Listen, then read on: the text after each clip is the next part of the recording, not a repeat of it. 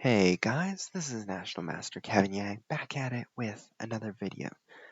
So, of course, you saw the abrupt end to the last video because, well, to be honest, um, I sit next to a landline, so sometimes the phone might ring and, I'm not so great at editing videos, to be honest, but I try my best.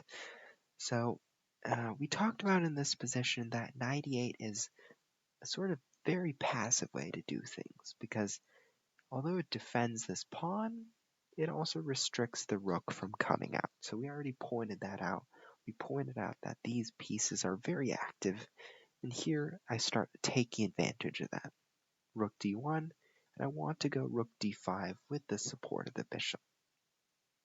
d5 finally comes, and now I suggest a queen trade because number one, I'm up on material, and number two, if the queen trades, I'm going to get my other rook out and start putting pressure on this guy. So that's why the computer suggests queen h5 as the first move, because for black, the queen trade is not optimal at all. So queen takes d3 happened, and I was like, yes, makes my day easier. Rook takes, and now g5. Bishop e3 just simply threatening to go to c5, knight f6, rook fd1, knight b4, I get my rook back to d2, no biggie. And after rook c8, I say, let me go for the pawns. This pawn's very important in keeping the knight afloat. And after knight e4, I say, I'm happy to liquidate because I get bishop takes a5. And after knight d3, I have the move knight d6, just creating a fork. And after rook a8, I say, I'll take. Well, I could have also played bishop c3, but I decided after bishop c3, rook takes a4, b3, right? And say rook a3, knight takes e4. This one's also wonderful position for white. I decided let's do things the simple way. Knight takes e4, rook takes, rook takes, rook takes, knight c5, and I start to trade things off again. And you'll see that my process is sort of gradual. Now I'm sort of trying to go for those weak pawns. So in this position I could have easily went rook d6, but I sort of rejected it because of rook b4, and I wanted to really hold on to this pawn because I thought it would make my life easier. So instead I went knight d6, and I slowly inched my way up the board. Rook takes, and now g4. Now I'm solidifying this backward pawn and saying, let me just maneuver my knight to a favorable square. And so you'll see that I bring my king in at the same time, because now I see that, okay, the king, he can't come in this way. He can't come in at all. So I make this trek to the other side, f5, and now I say, you know what, give me another pass pawn, I'll take it. So after b5, I say knight h5, and I just keep pushing this one pawn, f7. Now I could have also played king f6 and started checkmating really quickly, right? I could have also done that, but I was low on time here, and I just went for the queen. Just went for the queen, slowly went for the checkmate, and that was checkmate. So why did I win this game?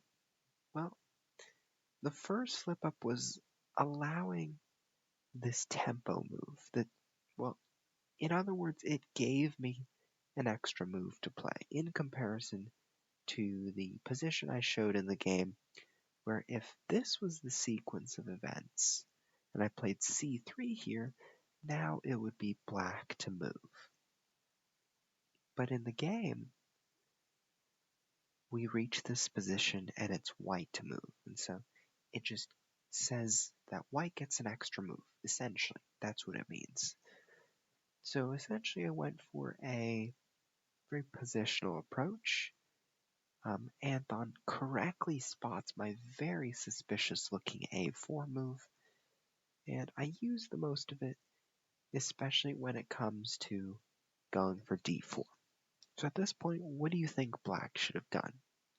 So in order to prevent this D4 push from threatening the bishop and threatening D5 at the same time, just think about it this way. If you see the threat, do something about it. So it's something as simple as just moving the bishop back, or move this bishop back, because when you play here, there's no longer a fork on these two pieces. So think about it that way. But after knight b5, I was allowed to make this fork, and it just made my life much easier. And I guess another tip here is, another thing that made my life easier was the move queen takes f5, because notice how important the c7 pawn was to the pawn structure here. Notice how, like, these pawns are very, they're connected. They're working together right now. But by taking one of them now, these guys feel very disconnected and very weak. And so that's another one of those small things. And I feel like one of the bigger mistakes that black made was the move knight e8. It was just too passive of a move. And I don't mean criticism. I'm just politely saying that, sometimes the best defense is an attack. And so, or sometimes it's the other way around. An attack is the best defense, or however you say it. Just, I would suggest the move d5, or even the move rook f to e8. That way after queen d1, now instead, I don't know, go with like rook e6 or something. Go with queen d7. I don't know, something like that. But I kind of feel like knight e8 was a little bit too passive. Go with the move d5 and just flow with it.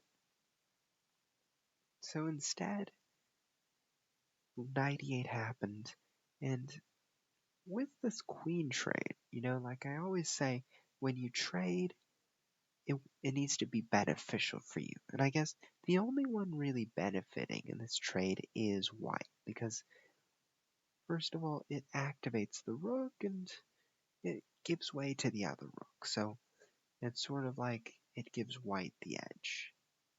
So the rest of the game, it was moderately due to the fact that because I was up material, I just had this psychological advantage over my opponent.